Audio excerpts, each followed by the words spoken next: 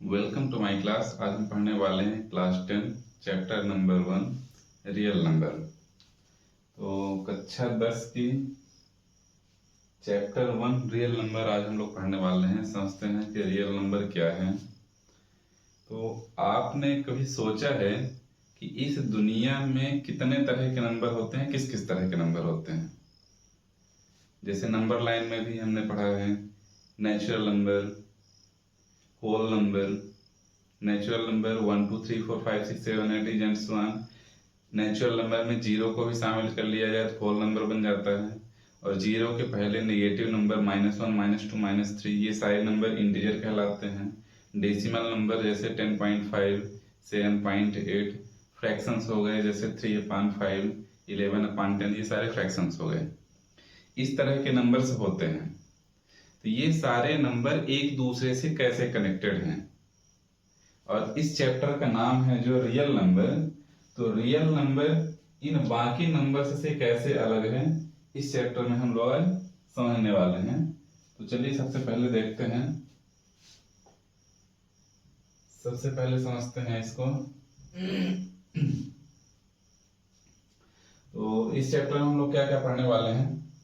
इस चैप्टर में हम लोग पढ़ने वाले हैं इंट्रोडक्शन, रियल नंबर का इंट्रोडक्शन, और उसके बाद फंडामेंटल थ्योरम ऑफ अर्थमेटिक, फिर एचसीएफ और एलसीएम फाइंड करना और उनके बीच में रिलेशन क्या है उसके बारे में हम लोग समझेंगे। और उसके बाद रिविजिटिंग इरेशनल नंबर, और इसके बाद एक्सरसाइज हम लोग सॉल्व करेंगे।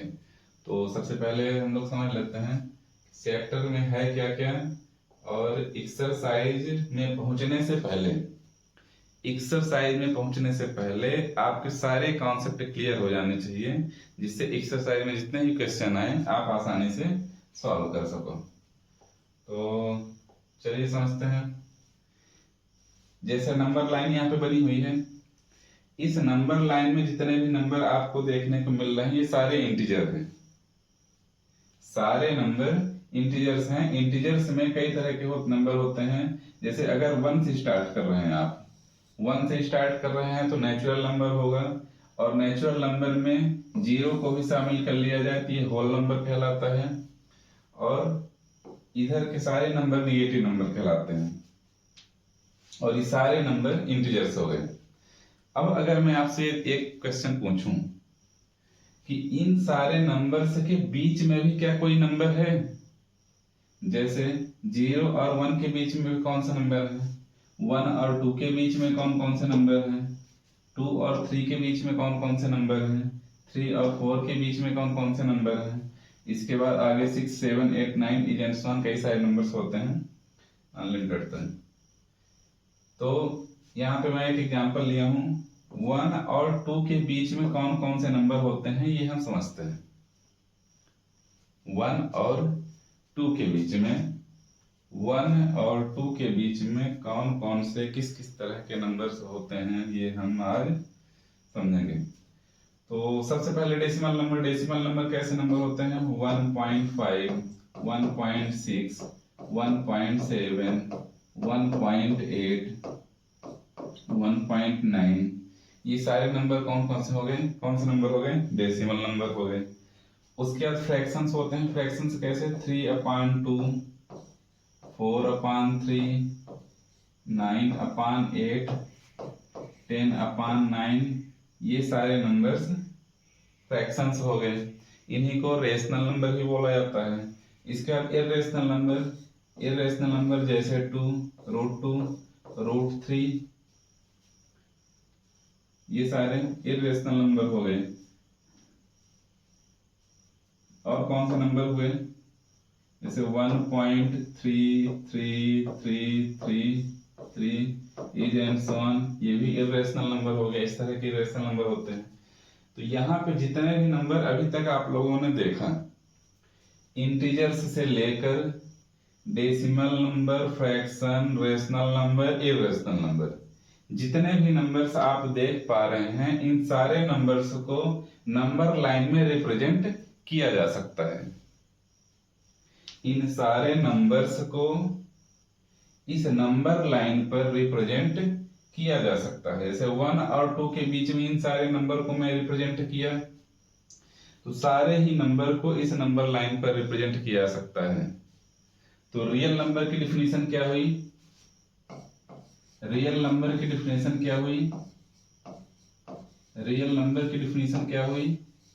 रियल नंबर की डिफिनीशन हुई कि ऐसे नंबर जो नंबर लाइन पर रिप्रेजेंट किए जा सकें, सारे रियल नंबर होते हैं। तो यहाँ पे जितने भी नंबर्स आप देख पा रहे हैं सारे ही रियल नंबर हैं। तो रियल नंबर जैसा आप इस तरह समझ सकते हैं कि ये एक बॉक्स है रियल नंबर का, और इस बॉक्स में सारे नंबर शामिल कर दिए जाएं।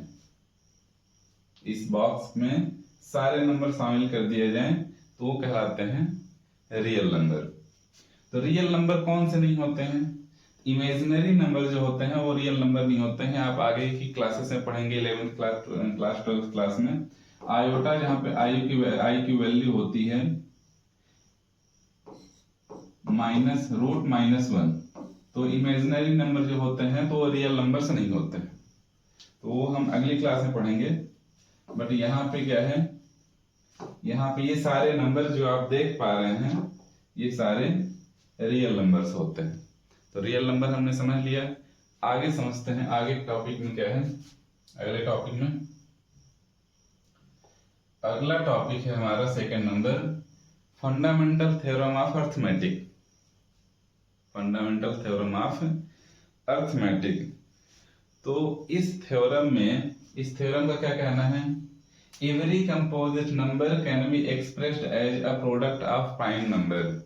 एवरी कंपोजिट नंबर यानी सभी कंपोजिट नंबर को प्राइम नंबर के प्रोडक्ट के रूप में लिखा जा सकता है। सभी कंपोजिट नंबर को प्राइम नंबर के प्रोडक्ट के रूप में लिखा जा सकता है। सभी कंपोजिट नंबर को प्राइम नंबर के प्रोडक्ट के रूप में लिखा जा सकता है। अब यहाँ पे कुछ बच्चे ऐसे होंगे जिनको कुछ शब्द नहीं समझ में आ रहे हैं, कुछ वर्ड नहीं समझ में आ रहे हैं, जैसे कंपोजिट नंबर, प्राइम नंबर क्या है। तो कंपोजिट नंबर ऐसे नंबर होते हैं जिनके दो से अधिक वैल्यू हो, सॉरी, कंपोजिट नंबर ऐसे नंबर्स होते हैं जिनके फैक्टर्स दो से अधिक होते हैं। कंपोजिट नंबर कौन से हुए? ऐसे नंबर्स जिनके पास दो से अधिक फैक्टर हो कंपोजिट नंबर कहलाते हैं। कंपोजिट नंबर कौन से कहलाते हैं? ऐसे नंबर्स जिनके पास दो से अधिक फैक्टर हो। जैसे 10 के कौन कौन से फैक्टर हो गए? 1, 2, 5, 10। ये कैसे डिसाइड करेंगे कि ये सारे नंबर फैक्टर्स हैं? 10 1 से भी डिविजिबल है, 2 से भी डिविजिबल है, 5 से भी डिविजिबल है, 10 से भी डिविजिबल है। तो 10 2 से डिविजिबल है इसलिए 2 10 का फैक्टर हुआ। 10 3 से डिविजिबल नहीं है इसलिए 3 10 का फैक्टर नहीं होगा। तो 10 के फैक्टर्स कितने हो गए? 4 फैक्टर हो गए। एक नंबर और ले लेते हैं 11। 11 के कौन कौन से फैक्टर हो गए? 1 और 11। तो सेकंड डेफिनेशन क्या होगी प्राइम नंबर की? प्राइम नंबर क्या हुआ? A number that has only 2 factors. तो ऐसे नंबर जिनके पास 2 फैक्टर होते हैं वो प्राइम नंबर कहलाते हैं, और ऐसे नंबर जिनके पास 2 से अधिक फैक्टर होते हैं वो कंपोजिट नंबर कहलाते हैं। तो 2 फैक्टर जिनके पास हैं वो प्राइम नंबर, 2 से अधिक फैक्टर जिसके पास है वो कंपोजिट नंबर। एक नंबर है हमारे पास 1 ना तो कंपोजिट नंबर है और ना ही प्राइम नंबर है। क्यों? क्योंकि कंपोजिट नंबर की क्या डेफिनेशन है कि कंपोजिट नंबर के पास 2 से ज्यादा फैक्टर होते हैं, तो 1 के पास तो एक ही फैक्टर है। प्राइम नंबर की क्या डेफिनेशन है कि प्राइम नंबर के पास 2 फैक्टर होते हैं लेकिन 1 के पास सिर्फ एक ही फैक्टर है, इसलिए ये 1 ना तो कंपोजिट नंबर है और ना ही प्राइम नंबर है। तो अगेन आ जाते हैं हम थ्योरम में। थ्योरम का क्या कहना है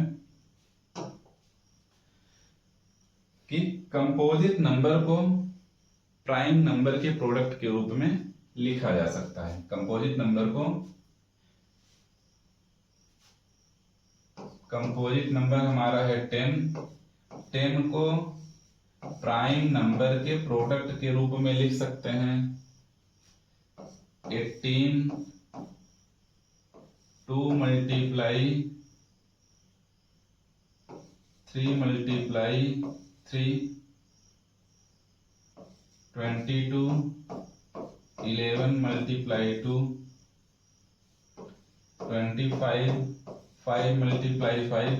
जैसा कि आप देख पा रहे हैं इधर के सारे नंबर कंपोजिट नंबर हैं और कंपोजिट नंबर को प्राइम नंबर के प्रोडक्ट के रूप में लिखा जा सकता है। और नंबर ले सकते हैं जैसे 30 2 मल्टीप्लाई 3 मल्टीप्लाई 5। 30 एक कंपोजिट नंबर है और कंपोजिट नंबर को लिख दिया है हमने प्राइम नंबर के प्रोडक्ट के रूप में। तो फंडामेंटल थ्योरम हो गई सॉल्व। इस तरीके से every composite number can be expressed as a product of prime number. Third topic है HCF और LCM। क्या फाइंड करना है हमें? HCF और LCM फाइंड करना है। HCF और LCM फाइंड करने को किस मेथड से सॉल्व करना है? प्राइम फैक्टराइजेशन मेथड से। तो सबसे पहले फैक्टर सॉल्व करना सीखते हैं, फैक्टर करना सीखते हैं। तो फैक्टर के लिए एक नंबर ले लेते हैं 100 का हम फैक्टर करना सीखेंगे। फैक्टर करने के लिए जिस नंबर का फैक्टर करना है उसे हमें डिवाइड करना होता है। ध्यान रखना है जिस भी नंबर से हमें डिवाइड करना है वह प्राइम नंबर होना चाहिए, वह प्राइम नंबर होना चाहिए। 2 3 5 7 11 ये सारे नंबर्स को हम यूज करेंगे। तो सबसे पहले 2 से डिवाइड करेंगे। 100 को 2 से डिवाइड किया गया, कितना आया 50। 100 को 2 से डिवाइड किए 50 आ गया। फिर 50 को 2 से डिवाइड करेंगे,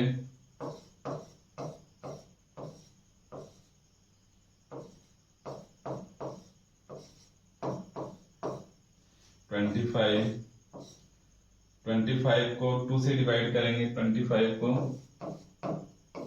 2 से डिवाइड करेंगे, रिमाइंडर 0 नहीं आया तो 25 को 3 से डिवाइड करेंगे।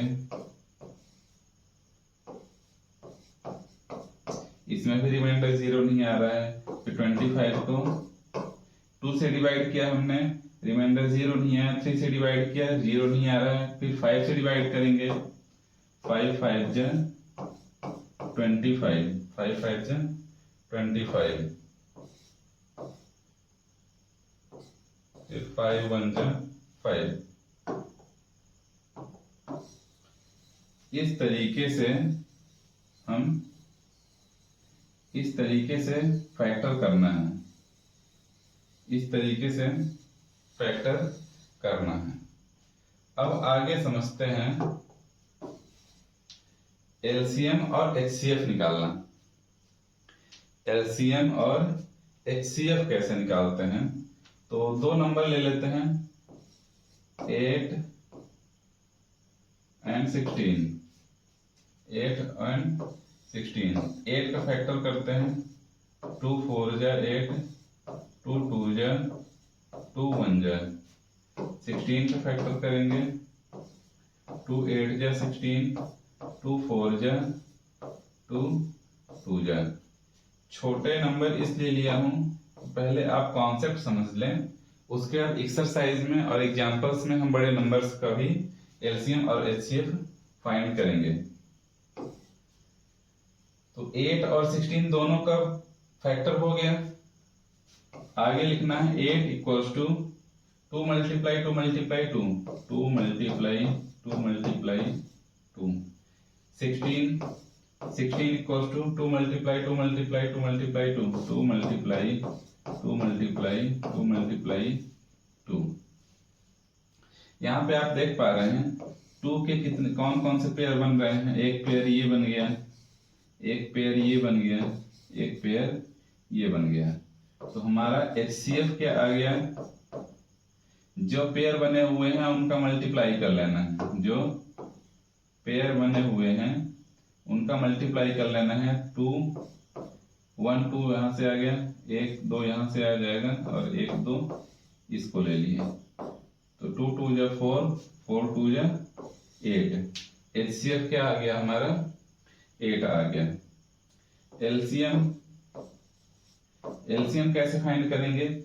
जो पेयर बने हुए हैं उनका मल्टीप्लाई पहले कर लेना है, उसके बाद जो नंबर बच रहा है उसका भी मल्टीप्लाई कर लेना है। तो आ गया हमारा 16। तो HCF आ गया हमारा क्या? 8 और LCM क्या आ गया? 16।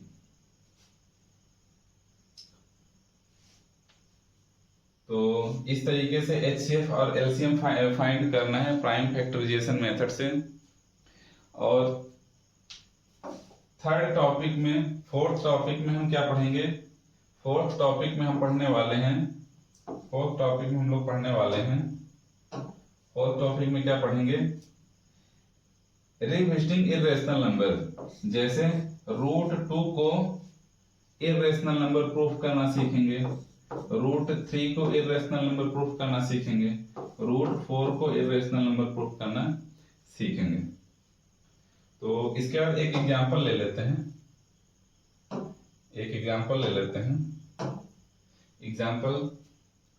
एग्जांपल क्या है? एग्जांपल है 4 to the power n। 4 to the power n हमारे पास है, 4 to the power n हमारे पास है। तो क्वेश्चन ये है कि n की वैल्यू क्या रख दी जाए? कि जो आंसर आए उसका यूनिट डिजिट 0 हो। 4 की पावर कितनी रख दी जाए कि यूनिट डिजिट 0 आ जाए?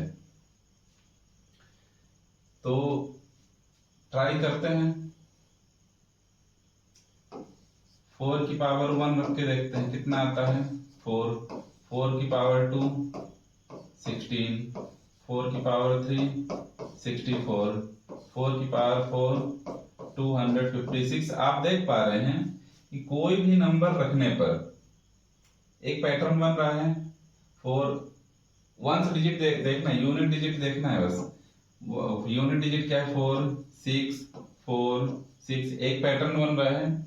इसका मतलब n की वैल्यू कोई भी रख दी जाए, इसकी यूनिट डिजिट 0 नहीं होगी।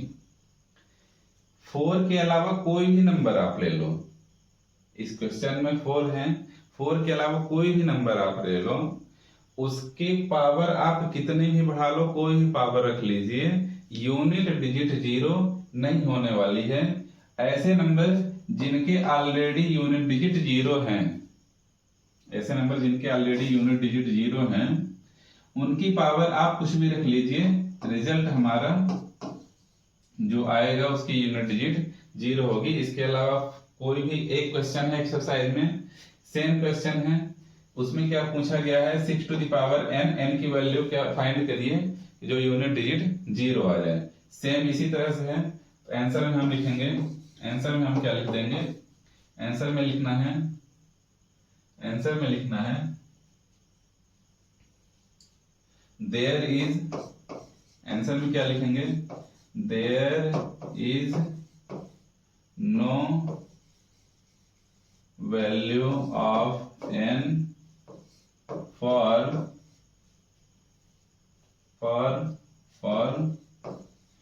which 4 to the power n ends with the digit 0।